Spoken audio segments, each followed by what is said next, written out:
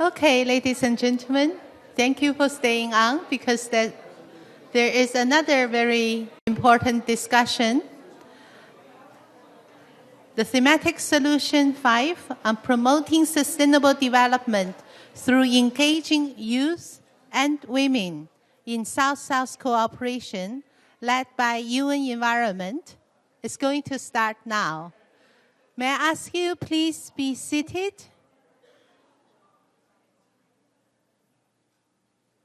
So that we can start this important discussion on time. Thank you very much.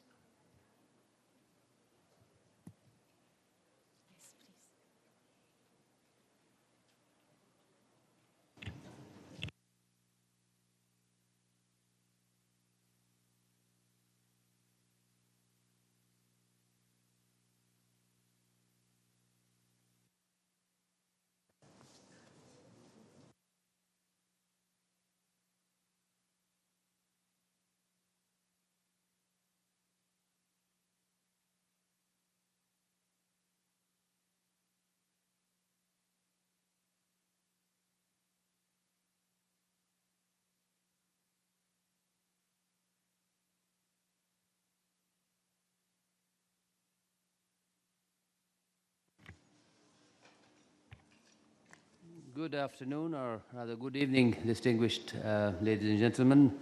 My name is Jamil Ahmad. I'm director at the UN Environment Program Office in New York for Intergovernmental Affairs.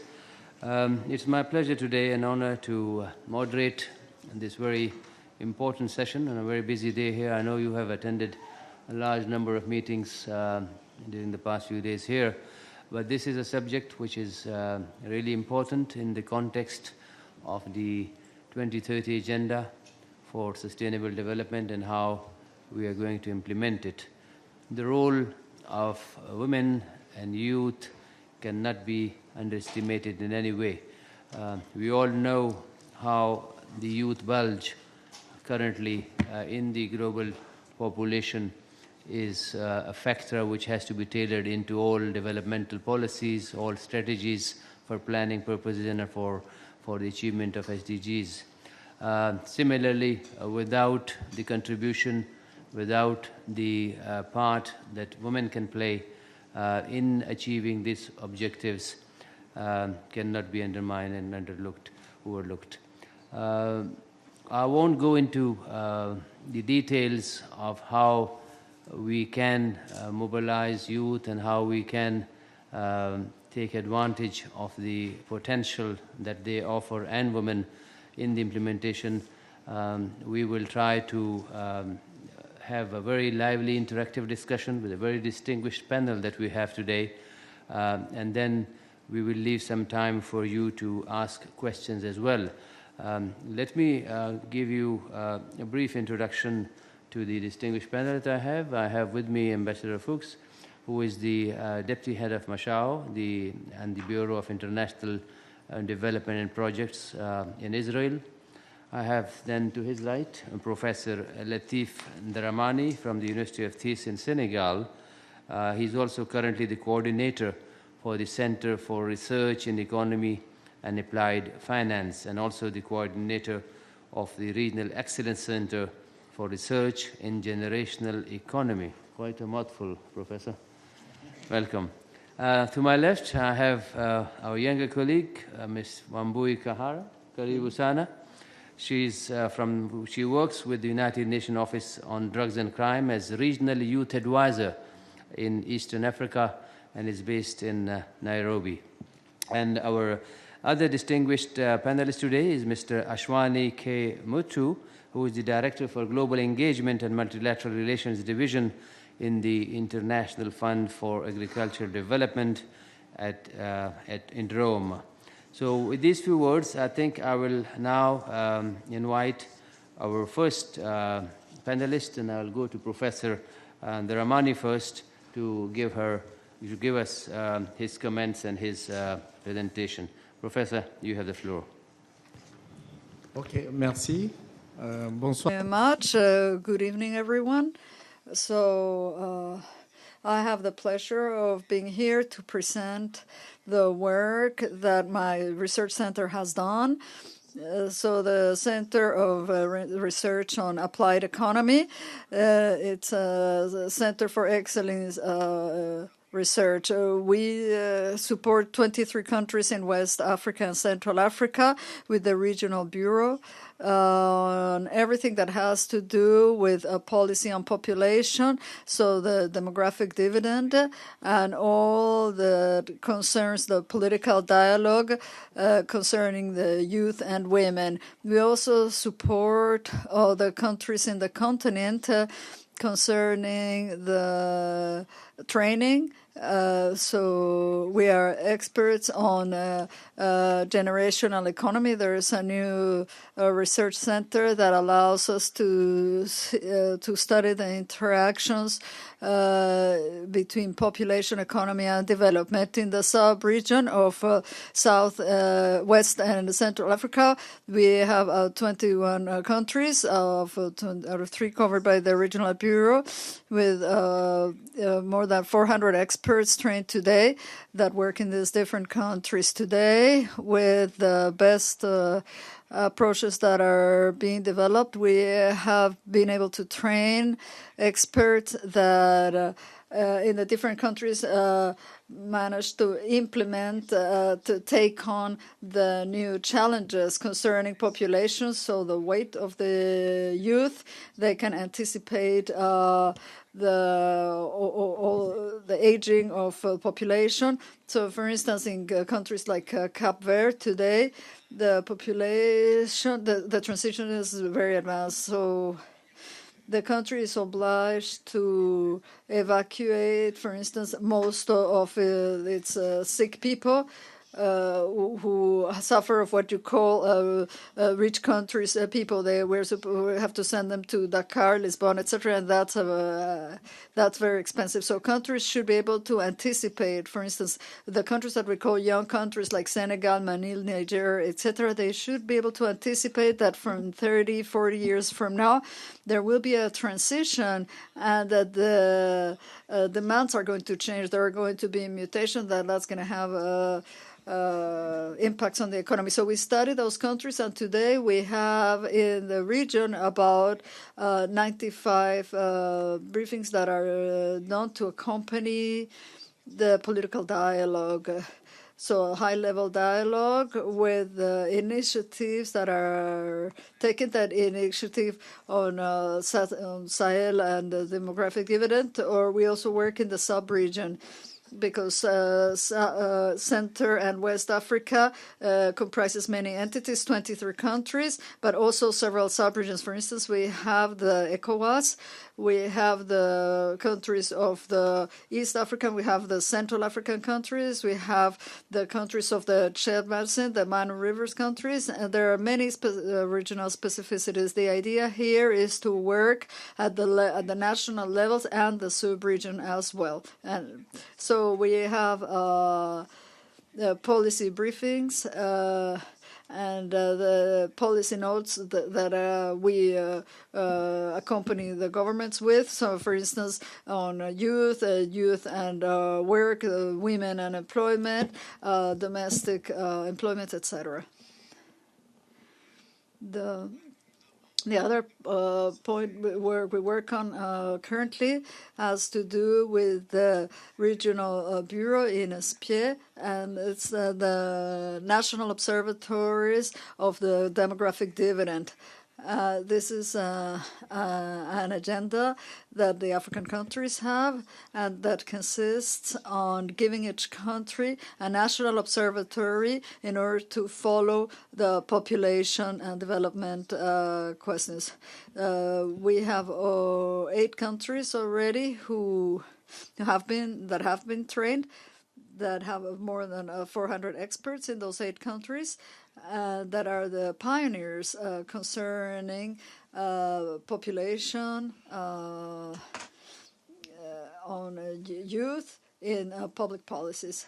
And we also have developed with different countries the research programs. These are training programs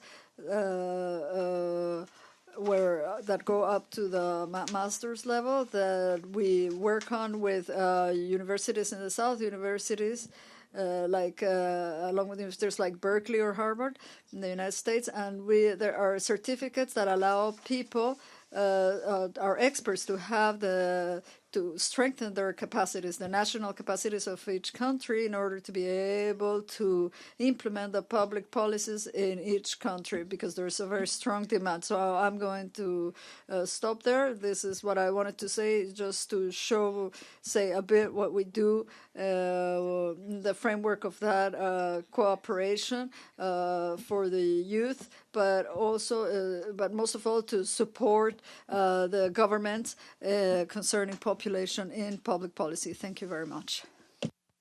Thank you. Thank you, Professor. This was very informative and very comprehensive how your research organizations and your organization is trying to work and do research on the demographic dividend, as you call it, and the index that you have developed to study the countries in the region. We know that without data, without the segregated data on different sections of population, we would not be able to apply the indicators for the SDGs, and that is a very important work that you are doing. Thank you for that. We will come back to you with questions in the interactive dialogue session. Now, we all know that Israel has also done a lot of work in the development of policies for contribution from women, and especially in the agriculture sector as well. We have with us, as I said, Ambassador Fuchs, who can give us some more information and insight into the policies and programs that they have in this field. Professor, Ambassador, you have the floor. Thank you. Thank you very much, Chairman. Good evening, and big appreciation to the South-South Development Cooperation Office. It's an honor and pleasure to be here. Despite overall progress, we witness shortcomings and inequalities in human development regarding women. Half of global population and youth, 1.8 billion people, 90% of which are living in developing countries. Worldwide average of Human Development Index value for women is 5.9% lower than that of men, and in low human development countries, even 13.8% lower. Simple math: close the gender gap and get better human development indication. Gender equality or inequality affects all SDGs, not only the woman in question, but development as such and in general. Take agricultural productivity, for example, in sub-Saharan Africa, where women makes 30 to 80% of the labor force in agriculture. According to World Bank research, gender gap productivity varies from 4 to 25% due to unequal opportunities, access to different means. Inequalities affect youth just in the same manner. How do we make out of these challenges real opportunity? We in Mashav believe that targeted capacity building programs to address these gaps, focusing on trainers, experts, extensionists, etc., shortly TOT programs, and introduction of innovative solutions and innovative thinking are key factors for success. South-South platforms offer unique opportunities to reach these goals and achieve success. Since its establishment in 1958, Mashav has always put strong emphasis on development of human resources and capacity building programs in Israel, where we train in 10 extension training centers, about 2,500 people annually from the developing country, excuse me, and overseas with 300 experts which are allocated annually to different countries in Asia, Africa, Eurasia, and Latin America. Altogether make about 3,000 expert days on the ground. From oranges to modern high-tech economy, lacking natural resources, Israel has always relied on its human capital. investments in R&D, innovative solutions, and transfer of know-how. Engagement with partners in South-South cooperation programs give, I believe, unique opportunities to gain from each other know-how, capacities, and qualitative advantages. Two very briefly success stories I would like to share with you this evening. One, Ethiopia, together with our USAID colleagues, we have been setting in the last 13 years avocado value chain from the introduction of new varieties through the whole process to post-harvest and to first export shipments to Europe last year. The project produces, as of this year, 500,000 avocado seedlings in 6 avocado nurseries, supporting food security and creating jobs, especially for young farmers, smallholders. Many of them are women. Thus replacing traditional crops with an added value one. A second example I would like to share with you regard Latin America, where we cooperate with YABT in the last 14 years, Young American Business Trust, in the format of training programs in the field of business development, entrepreneurship, and innovation, reaching to some 20,000 young people in the last 14 years. Many of them have established their own business. Some lessons I would like to share with you from the viewpoint of a practicant, Mr. Chairman, rather than from the viewpoint of an academician. One, make it simple, make it work. Two, commit yourself. Three, engage with local communities and partner. Yes, they can. 4, communicate success stories. Everyone would like to become Bill Gates or Steve Jobs or anything of the sort. Then don't give up on qualitative process before you speed up to quantitative indicators. I think on that part we have sometimes major differences between institutions, cultures, and values and bureaucracies. Then have some idea, at least some idea of your exit strategy along the process. Now, 2 lessons I would like to share with you, especially regarding the trilateral programs. 1, engage with all partners along the process from the very beginning, from the idea through the planning and then the implementation. And 2, set clear principles and benchmarks, but be ready to reconsider, to show flexibility, and to transfer responsibilities as much as you can from the headquarters to the experts on the ground. They know better. To conclude, I believe that South-South cooperation capacity building programs offer us unique win-win opportunities and giving different partners room to share and engage in a way that everybody will benefit. Thank you very much. Thank you. Thank you, Ambassador. I think nothing is more important than multi-stakeholder partnerships for achieving South-South cooperation and for achieving other goals. So we take your message that it has to be through flexibility, through communication, through effective communication. And I like your remark that to make it simple and make it work. Thank you. When I introduced the panel, I talked about the youth bulge. And nowhere is the youth bulge more evident than in Africa. So we would now turn to the youth representative from UNODC, the United Nations Office on Drugs and Crimes, Ms. Wambui, because in Africa, 25%, 50% of population is less than 25 years of age. And if you stretch it a bit more, about 75% population on that continent is less than 35 years of age. So challenges, many. Opportunities, even more. Ms. Wambui.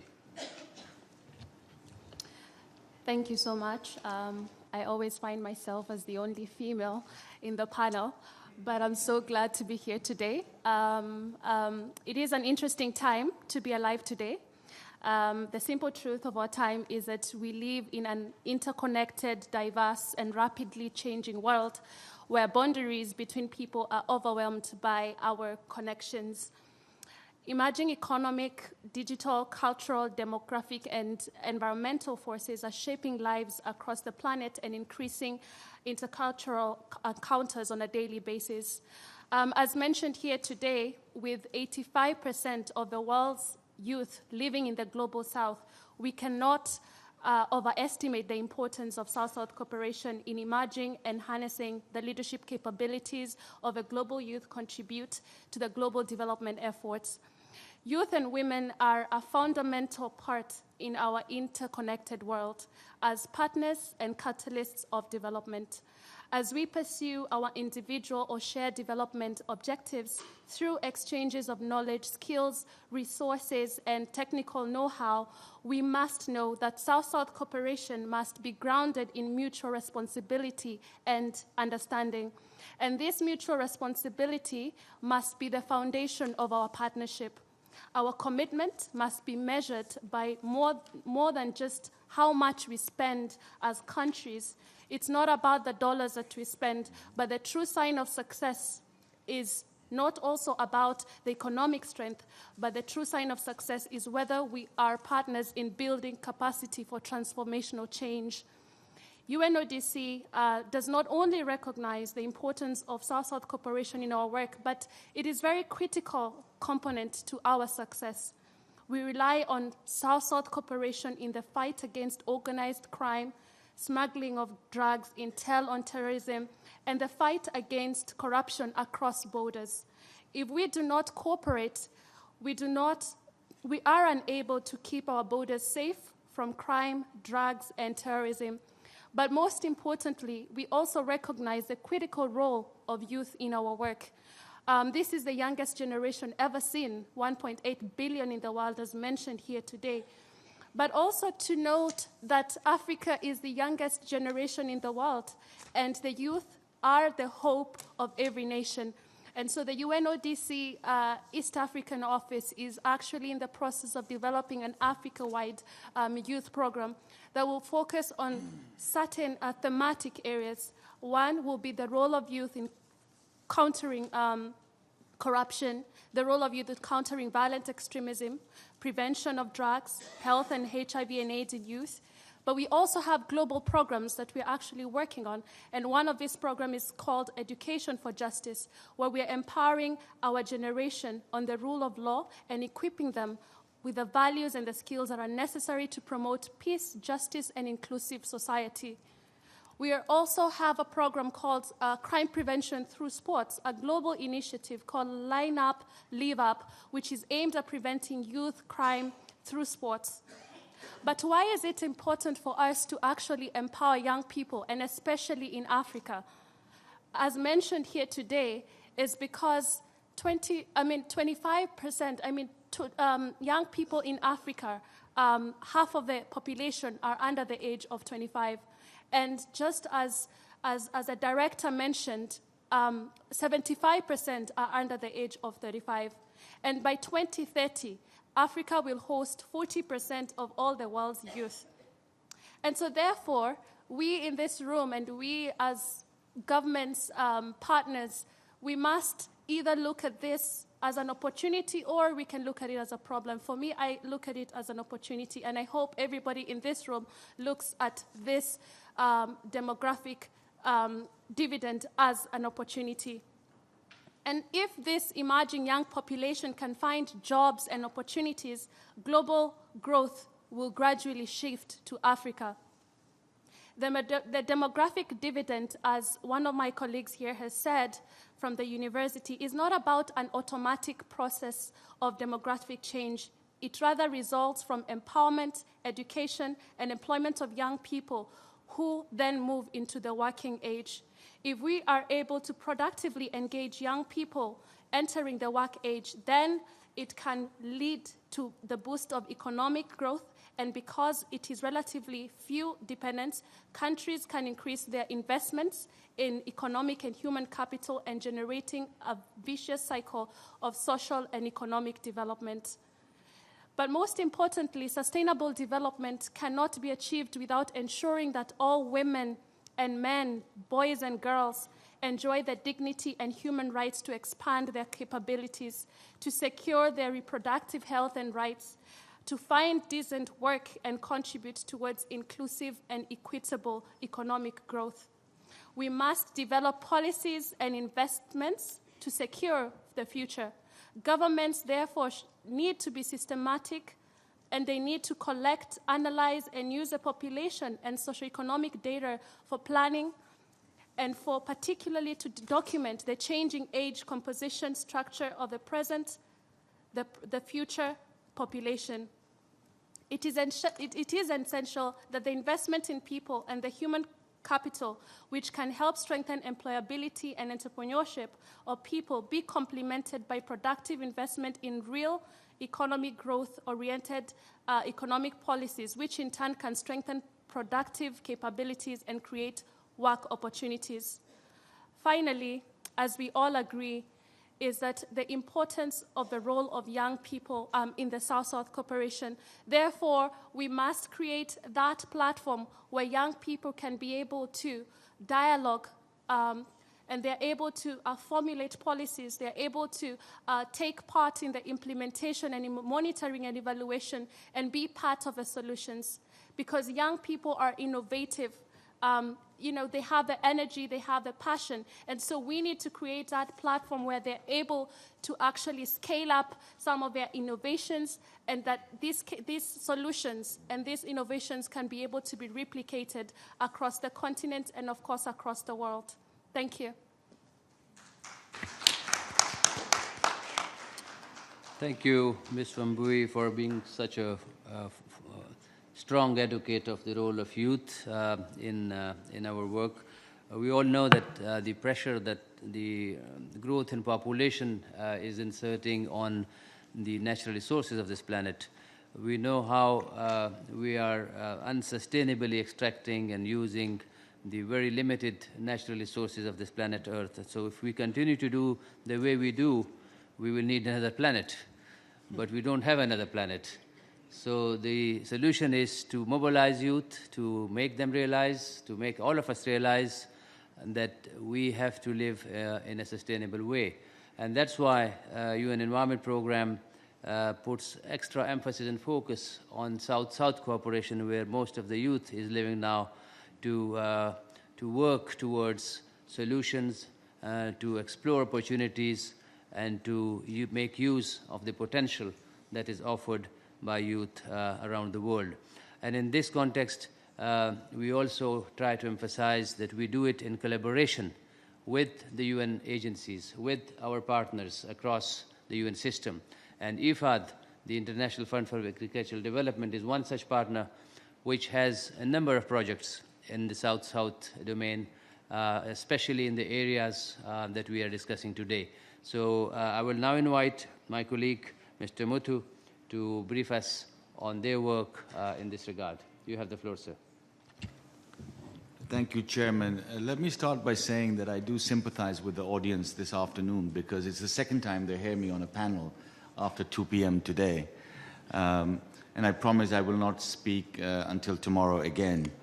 The second thing I want to mention is that I will focus my remarks more on the role of women, because the previous speakers have quite eloquently covered the role of youth in sustainable development. So I will focus a little bit more on women than on youth. I will also speak a little bit about what IFAD does in mainstreaming youth in our programs. Having said that, I would like to start once again, as I did earlier today, to emphasize the centrality of smallholder agriculture in sustainable and inclusive rural development.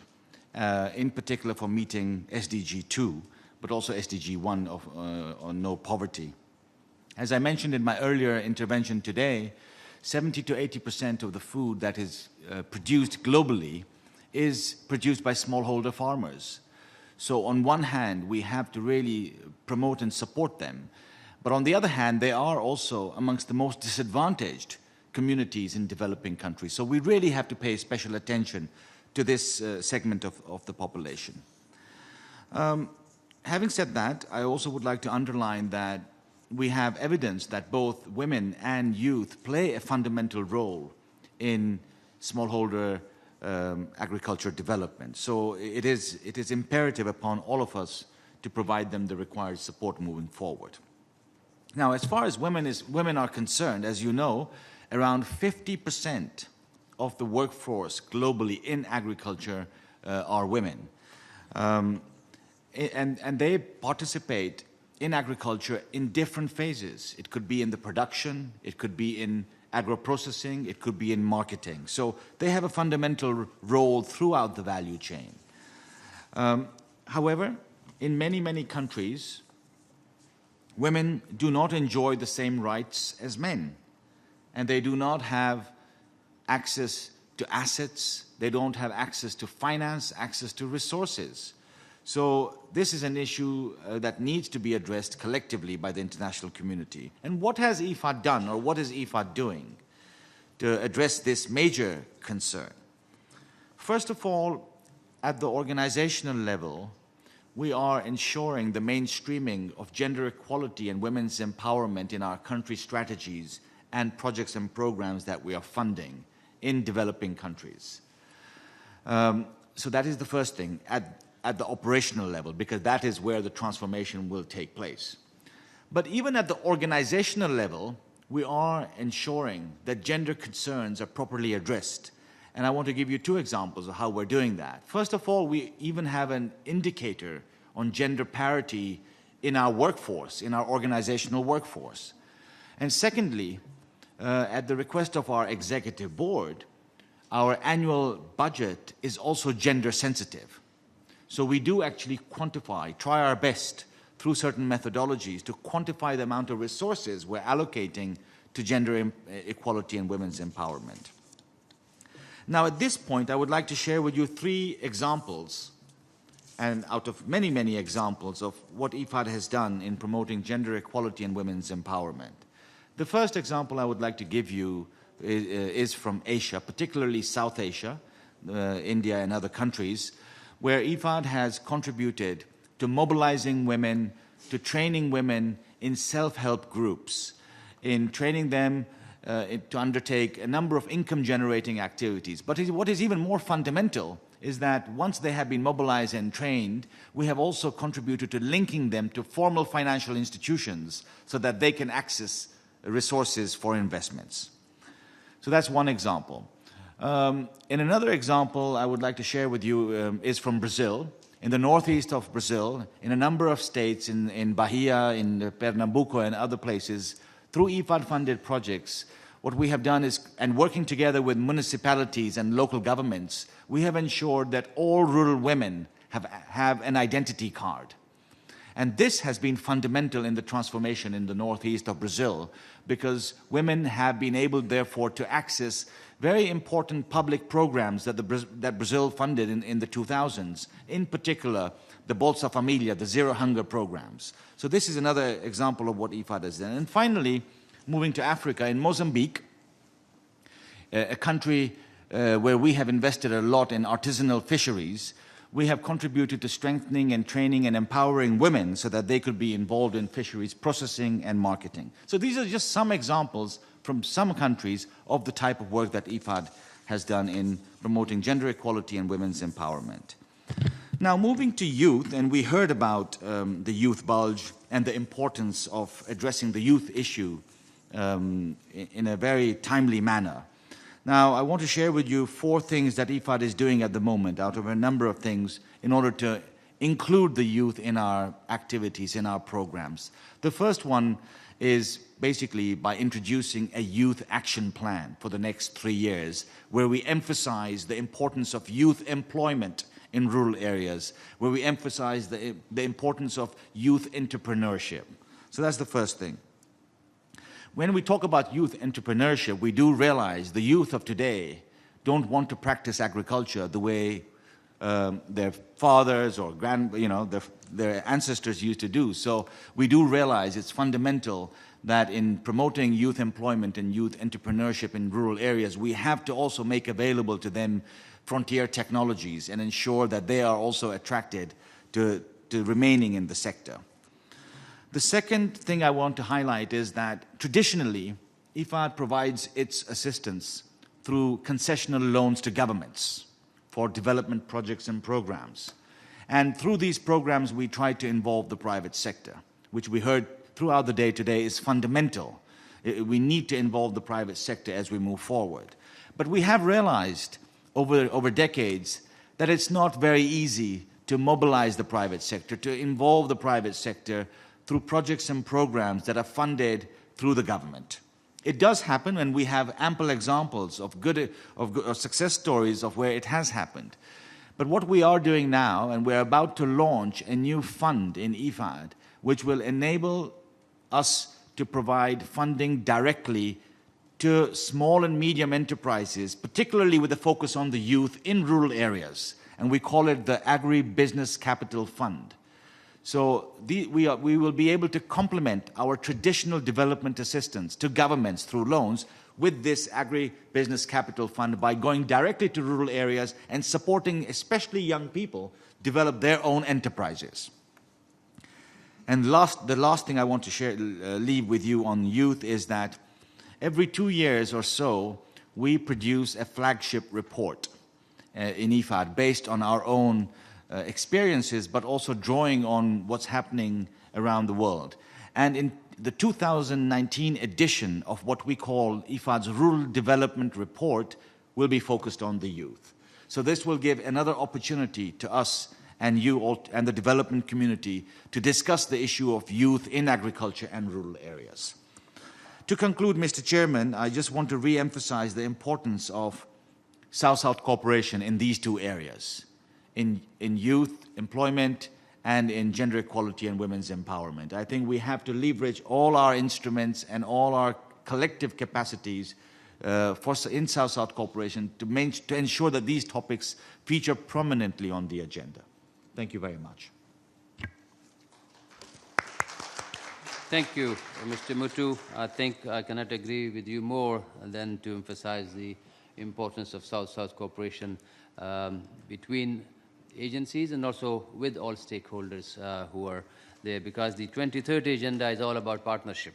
If you remember when it was adopted in 2015, it was defined by 5 Ps. That this is an agenda for this planet, for its people, for their prosperity, and for peace through partnerships. So these 5 Ps remain central to the success. Before we go to the floor for your questions and comments, we have 2 small presentations from the floor. First, I will invite Ms. Atiya Nawazish Ali, who is from the Islamic Chamber of Commerce and Industry and Agriculture, to make her intervention. Madam, you have the floor. Water. Thank you, Mr. Chairman.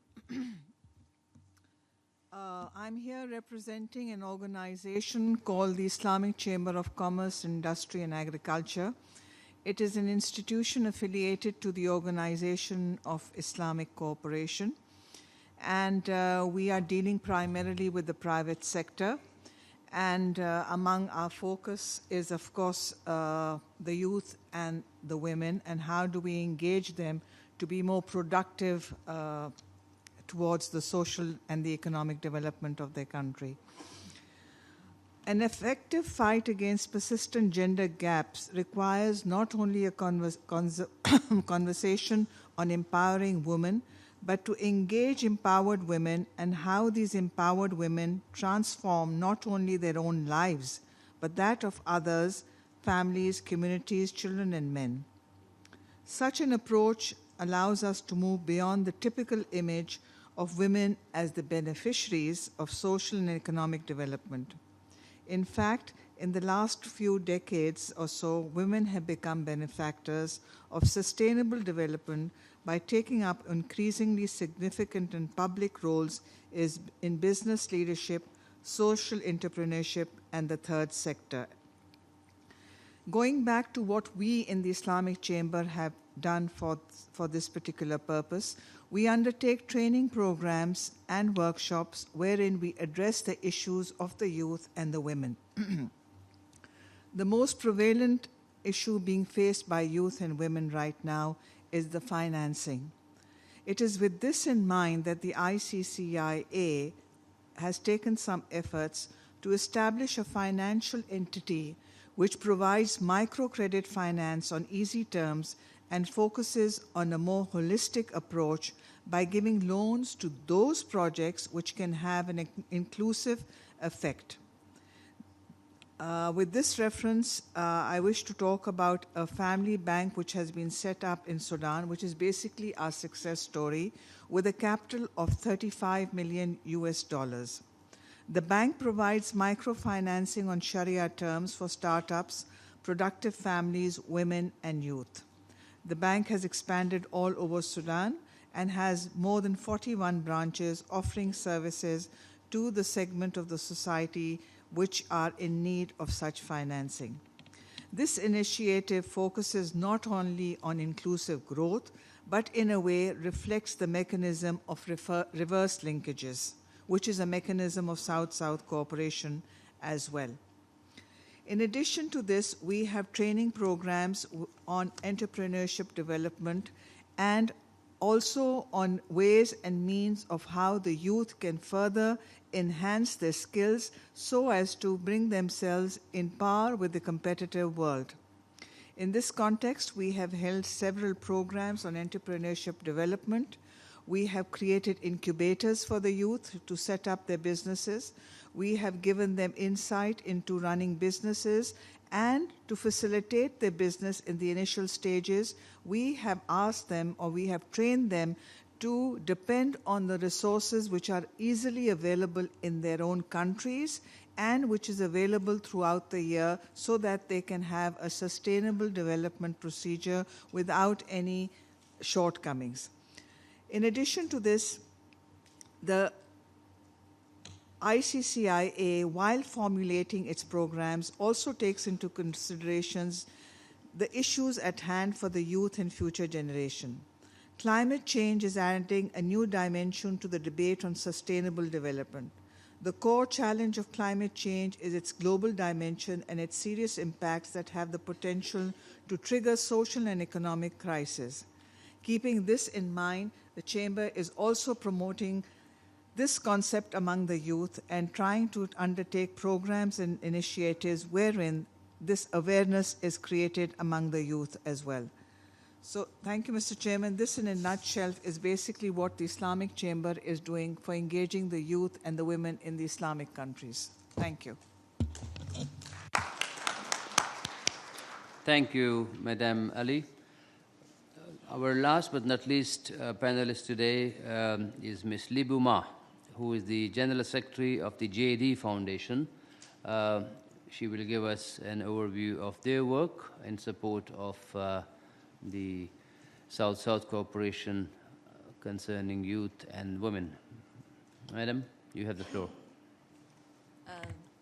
Thanks, Mr. Chairman.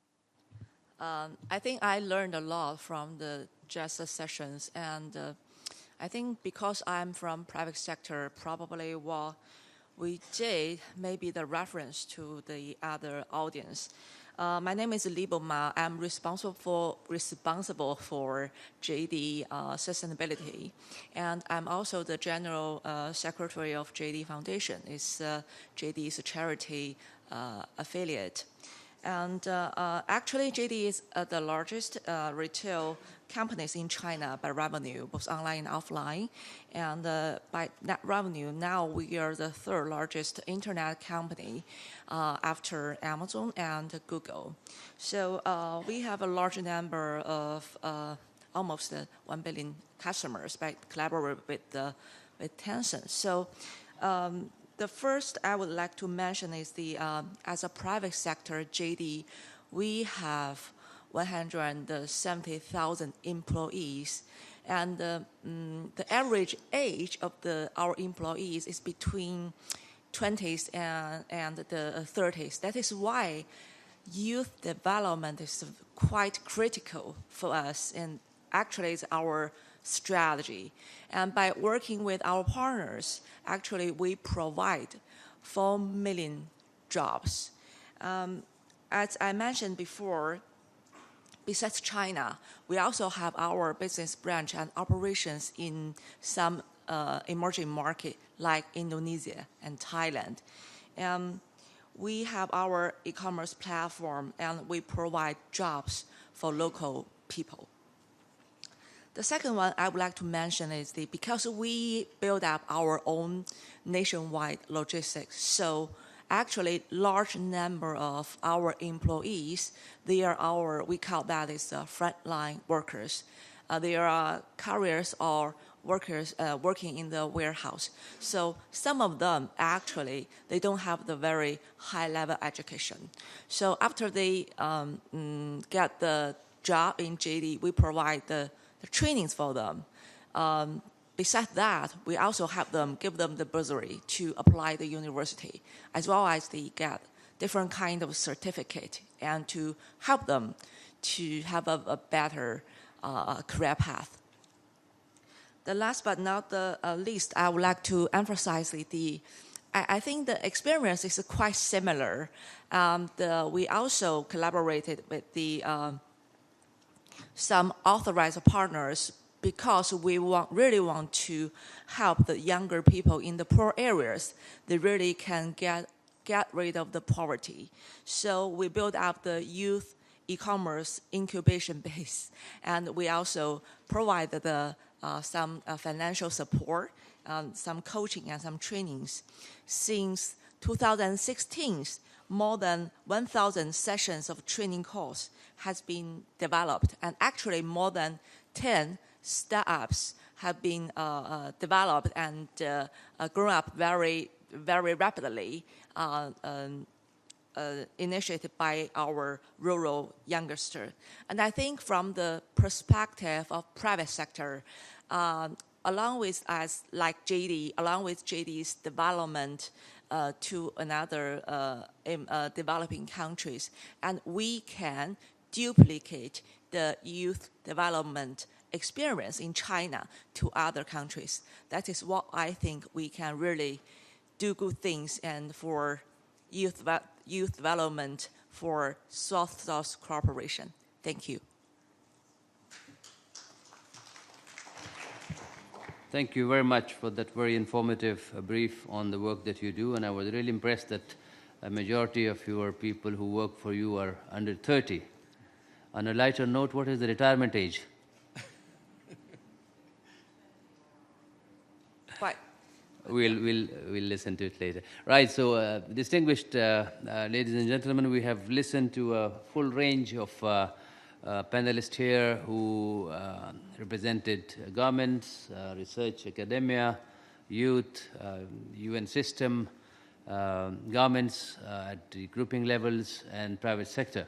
And I'm sure you will have many comments and questions, so we would now declare the floor open for a round of questions and comments. Please, you are invited to make your questions and comments now. The floor is open. Please introduce yourself briefly and confine yourself to one question and one comment, or one comment as brief as possible. Yes, madam.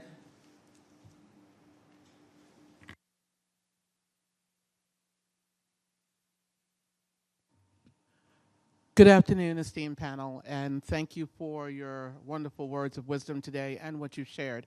My name is Gail Davis. I am a UN partner, part of UNDPI and ECOSOC NGO, and a new UN arts initiative called the Creators 2030 that we're intending to launch here at the UN with artists and NGOs.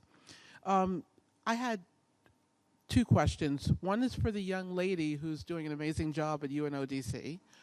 And to all of you, I'd like to ask you, how do you feel that art can actually penetrate and amplify the messages of solutions to the Sustainable Development Goals? That is what we do at Creators 2030. The second question I have for the young lady, that'll be my statement, would be, while we talk about the youth, and the youth are very important, I think we're there's a focus so much on the youth that we're forgetting that all people of all generations are losing out economically and employment-wise. How can we best really bring all of us at the table, something we've always done, and all generations work together and connect with each other? That's a question directly to the young lady there, and then to all of you. How do you think art amplifies messages for the Sustainable Development Goals and all the things that we do in finding solutions to the SDGs? Yeah. Madam?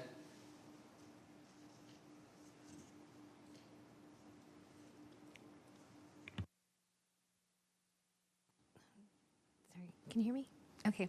Hi, my name is Maria Scala. I'm with the Enable Alliance. We find that informal education is just as effective as formal education in giving people hands-on opportunity to apply what they're learning in class, using technology, giving them access to technology they might normally not have access to, and then also being able to either supplement or to in some way make up for a disrupted education. The people that we're working with are doing service learning or project-based learning to make prosthetics and give them away, or make microscopes and stethoscopes and so on. I think that for the youth that we've worked with who created their own device and then began making devices for other people, they've gone on to learn how to recycle waste plastic, to be able to provide the printing at point of care. There's a boy named Aaron Westervelt who created his own company to do that called Form 5. He's even making prosthetics for animals. As far as women go, I was teaching women how to do this. The workforce skills that they learned allowed them to create their own business. And so the closest 3D printing, 3D scanning company to the largest hospital in Dar is a woman-owned business. The Women in Technology group in Africa is very interested in having classes for women to learn how to 3D print. So I'm wondering if any of you are giving any thought to how informal education and the creation of makerspaces might be able to facilitate rapid innovation and the transfer of business or workforce skills. Thank you for that question. I don't see any other hand unless people are thinking. So if there are no questions, are there any? Right. So, Madam, to you first for the question directly addressed to you. Thank you so much for your question. Maybe just to mention that it is true that we need to create a platform for intergenerational dialogue between the young people and the older generation, because that dialogue is to complement one another. As I mentioned before, young people have the innovation, the energy, the passion, but the older generation do have experience.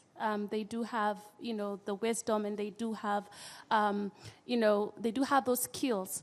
And so we need to, first of all, create that platform for intergenerational dialogue, but also to point out that when it comes to unemployment, if you look at the facts and figures, 70% of all unemployed people in Africa are youth. If you look at Kenya, the number is even more than that.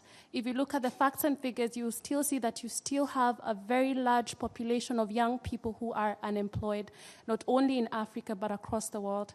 So we need to create opportunities for these young people. We need to build their skills so that they're able to get into the labor market. We also need to build their skills so that they're able to get into entrepreneurship.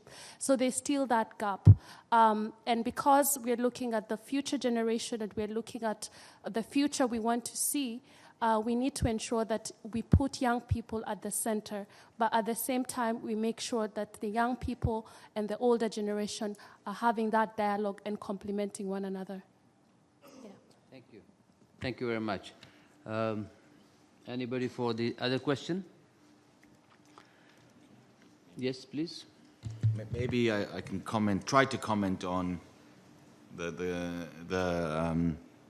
question by Madam Davis on how can art help further the SDGs. I must confess that I've never come across this kind of question, but it made me think a little bit, and I'm sure many of you didn't also think about. I think, personally, I think it's fundamental.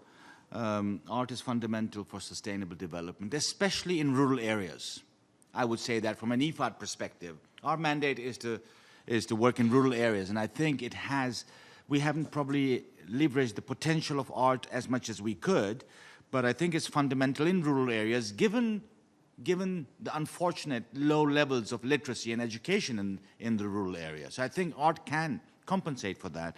And I do want to share with you two examples of where we have done something. I might have a slightly different understanding of what you mean by art, but for example, in monitoring and evaluation of development activities and projects, we do often use we use a form of art so that communities themselves report on progress made in activities on the ground. And we are doing that in many countries. More concretely, in the Philippines, IFAD has requested communities to report on deforestation and the work that we have done then on forestation through different forms of art. But I don't think we do enough of that. But there are some examples, and I think there is potential to leverage further on art for meeting the SDGs. Thank you. Thank you, Mr. Mittu. Just to add to what he said, UN Environment really recognizes the potential of art, and we have engaged with a number of artists and organizations, civil society groups in Africa, trying to mobilize their potential for sustainable development in the form of recycling the waste on the coasts of East Africa.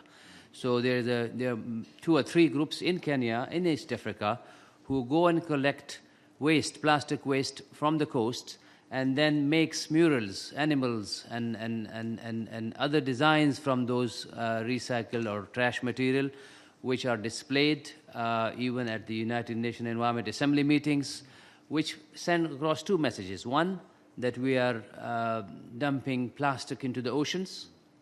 We need not do that, because if we continue to throw plastic into the oceans by the rate that we do, by 2030 there will be no more plastic in the oceans than fish. So that's one message. And by making animals out of this waste, we also give the message of wildlife protection for conservation of wildlife species, endangered species. So that's number 2. I recently attended here in New York just last week a meeting of artists, architects, and designers for sustainable development. And the message that we heard there was that art has no boundaries. Art can be a universal message for peace, for universal message for sustainable development, and universal message for the implementation of the 2030 agenda, especially the role of youth and women. Architects can design buildings which are sustainable, green buildings. Youth can indulge in creativity in other ways in conveying this message. So nobody should say that this is not a relevant area. As my colleague said, this is perhaps the potential has not been explored and leveraged, but there is a lot that we can do in this area. Yes, madam?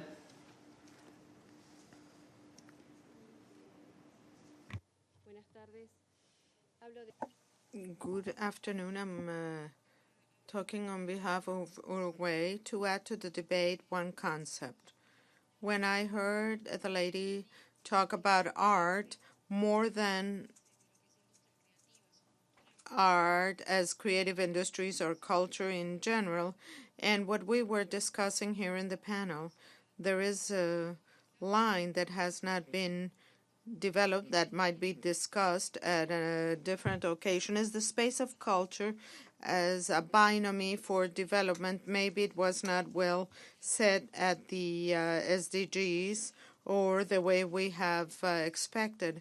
It is important to acknowledge culture not only as entertainment but also as a factor in sustainable development. On the other hand, in this changing world, the impact of technologies in which we say that there is going to be a strong impact in the labor activities, there are going to be many changes in the professional activities. And one thing that is considered worldwide that will generate market niches in work is sports, culture, how to generate spaces to add to the life of everyone. That is another line of opportunity for youth and for women to be able to have access to work in the coming years to a very immediate future. Thank you. Thank you very much, Madam. If there are any other questions, please raise your hands. Yes, gentlemen, at the back. Yes, please.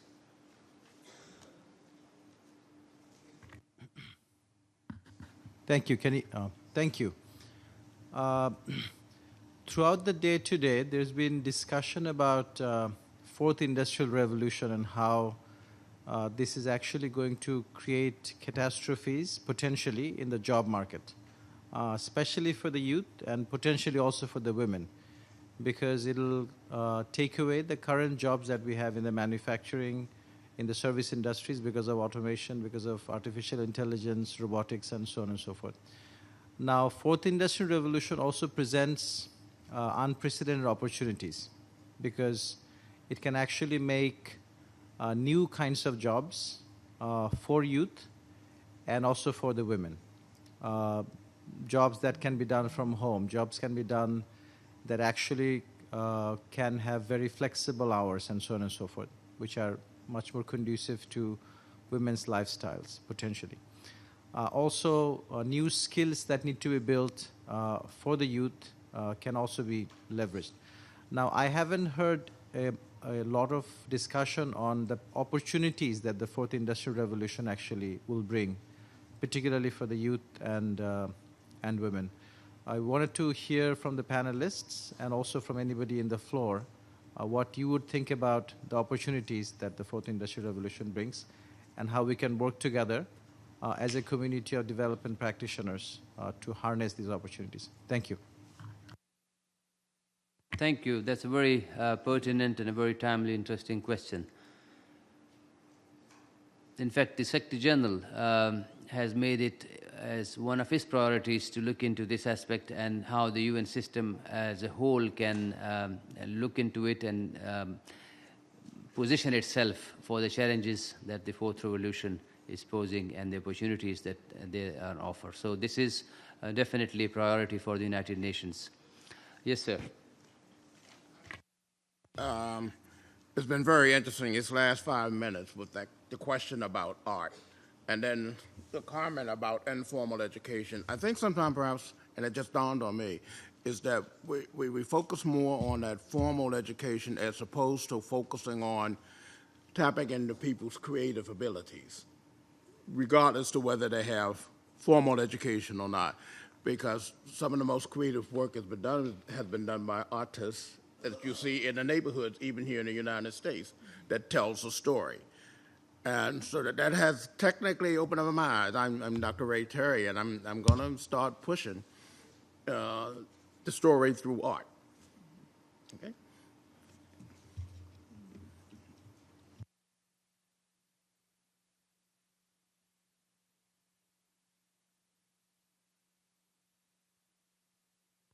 Please, thank you.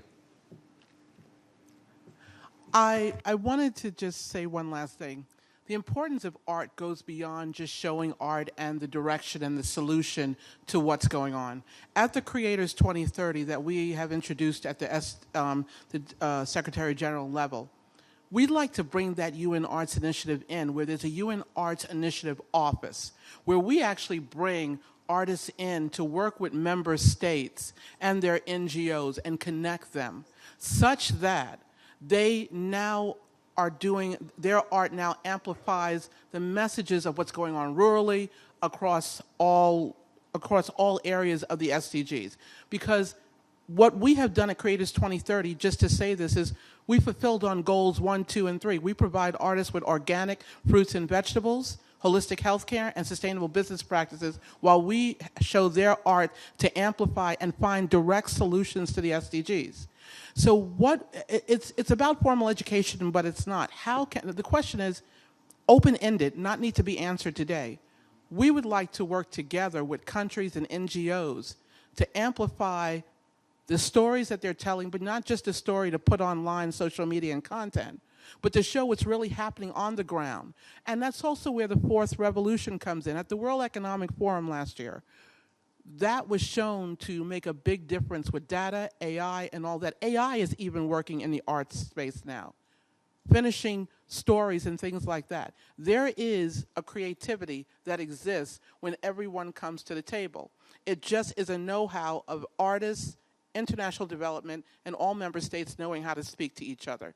And I think that some of us, like myself, this gentleman, and other people, we have the ability to do that. Everyone, there's a lot of people coming to the table, but we have to go through it and actually see what's going to work and what's not. Dialogue is great, but we have to have the results. That's all I wanted to say. Thank you very much. It's all about the results, and points well taken. Before we conclude, we will give one last chance to our colleague who wants to ask a question. Please. Be brief, and then we can give somebody else a chance as well. Thank you very much, Chair. And it's been an honor listening to the panelists make their points. Just in addition to the question on the fourth industrial revolution and the comments that you made with regard to what the Secretary General's vision is with regard to this particular area. And I would like to suggest that in thinking around this area, it is also necessary to think that in addition to the opportunities, how do we then prepare to take advantage of those opportunities? How can the countries of the South organize themselves in such a way that they do not lose out on the benefits of the fourth industrial revolution? I have had a discussion on data, artificial intelligence, and all of these things. Right now, at the World Trade Organization, this conversation is starting. People are trying to think about what kind of rules that can govern this space. And in thinking about those kinds of rules, it's important to note that only 6 countries control 85% of cross-border e-commerce. Only 1 is from the South. The rest of us are not part of that equation, which therefore means that in the nearest future, there is a possibility to create a situation of digital haves and digital have-nots. So until we have a critical thinking and reflection on what kind of future we want in the era of the fourth industrial revolution, I'm afraid that many will be left behind. I thank you, Chair. Thank you very much. And I'll give my 1 minute to you, please. You want to ask a question? Madam? Yes, please. I have to ask. Being a woman, I have to ask you this. When you answer a comment, could you please touch a little bit on domestic violence against men and women and all the challenges that people are going through right now? Because we talk about their involvement in agriculture and other sectors, but this is the area that we haven't touched on it. And just to mention very briefly, the research that was recently approved by the Review of Statistics and Economics yesterday, that the research shows that not just empowering women, but increasing their status would help them be more independent in the society. And that is research. I really appreciate the university's research. How can South-South cooperation include these researches into the programs that UN are developing on the ground? So if we can connect that and touch that area, that'd be great. Thank you. Thank you. So we have had a very lively discussion this afternoon. Thank you very much all for your comments. I will now give 1 minute each to the panelists to make concluding remarks. Professor, you are the first one as we began too. Please. OK. Merci. Bon, il y a beaucoup de commentaires, des questions. Je prends la dernière. There is a lot of commentary and the question, and the last of empowerment of women, the question of industrialization, the question of apprenticeship and informal education, but also the dialogue interregional. I think that, we think that on the question of empowerment of women, we, as researchers, what we're trying to suggest is today to see at the level of African countries to give evidence The first thing, you have to have evidence. You have to have data to show that the empowerment of women, for example, in Senegal, is only 20% of the UPNB in different countries, in GAP. It will allow the politicians and everybody to understand what's going on if you empower women. There is also what goes along with violence based on gender. If you look at, for example, if you take the case of Senegal, a woman with 8 hours more than a man, for example, because they have to have the same result. You take a young girl who has to go to school, she works 8 hours more, and she have to have the same result for somebody of his age who has to go to school, because she worked from home and now she help her mother. Those are the questions of generation, very important question. In terms of industrialization, we know that each economic boom,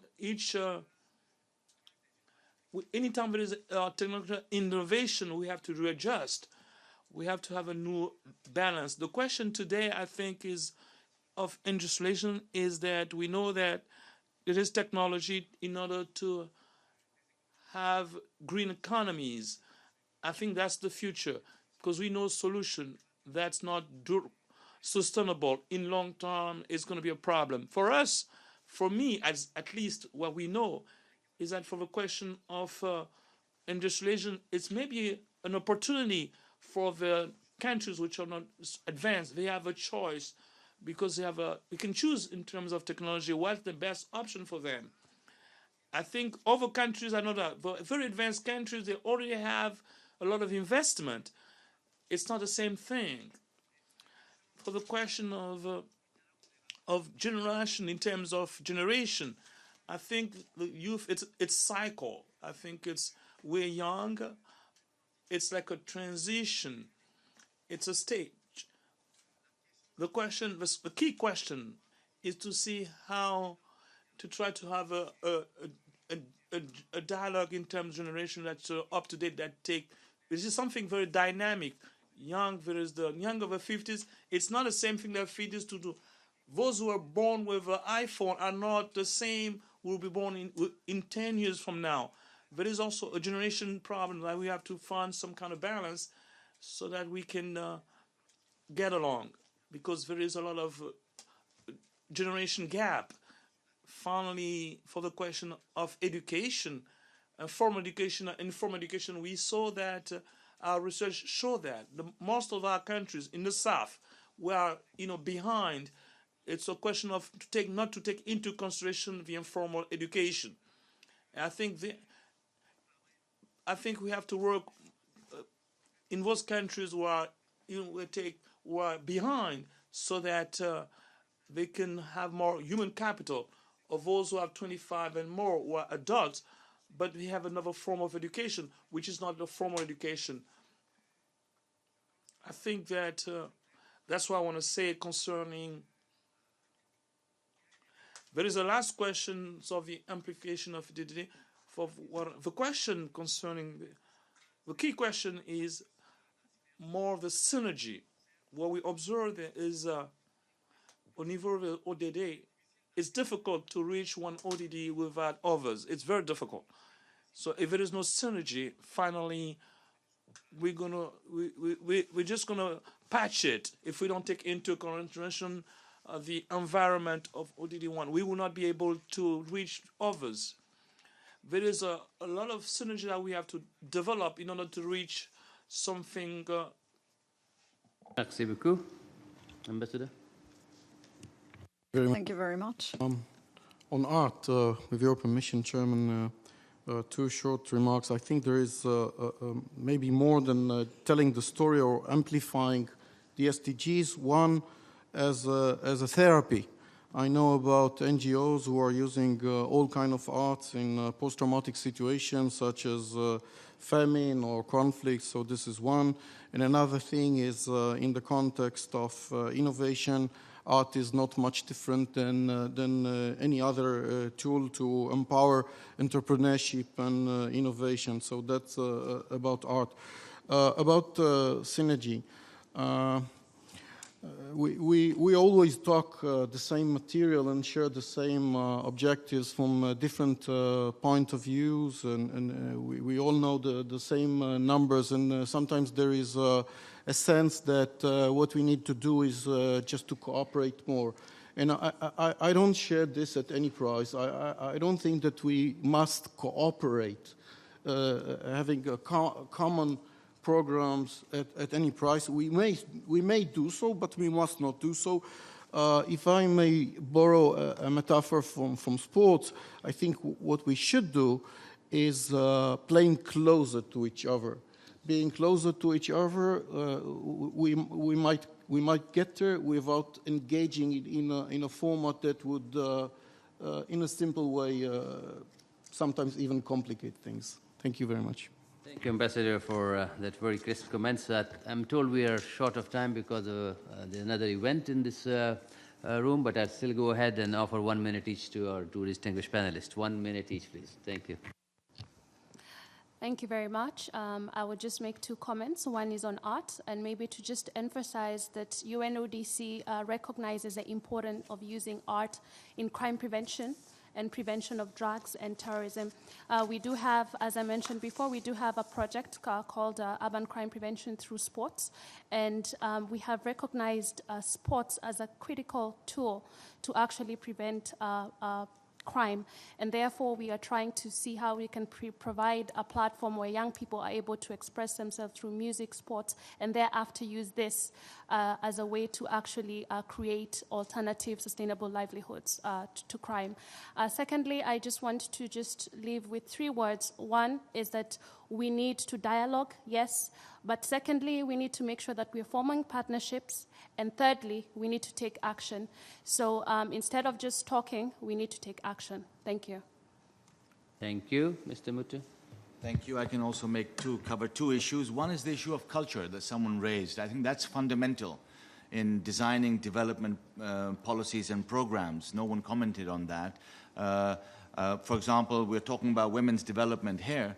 In some societies, you have to make sure when you're training women, when you're empowering women, that you use, you women trainers, and that this is quite normal. So another example is when IFA does a lot of work with indigenous people and tribal communities, and there too, you have to be very sensitive to traditions and cultural heritage and so on. For instance, as you know, the tribal communities derive a lot of their livelihoods from non-timber forest produce. So IFAD has done a lot of work while valorizing those produce and linking them to markets and fostering their economic development. And finally, on the issue of domestic violence, again, especially against women in the context of women's development, we do see a lot of that in IFAD projects and programs. And on one hand, we spoke about the importance of empowerment of women, giving them livelihoods, better incomes and opportunities. But at least in our experience, that has to be accompanied by very, very comprehensive programs for sensitization and training of men at the same time. Thank you very much. Thank you. With that, ladies and gentlemen, we have come to the conclusion of this very lively session. Thank you all. Have a good evening, and please give a round of applause to our panelists. Thank you very much. Thank you.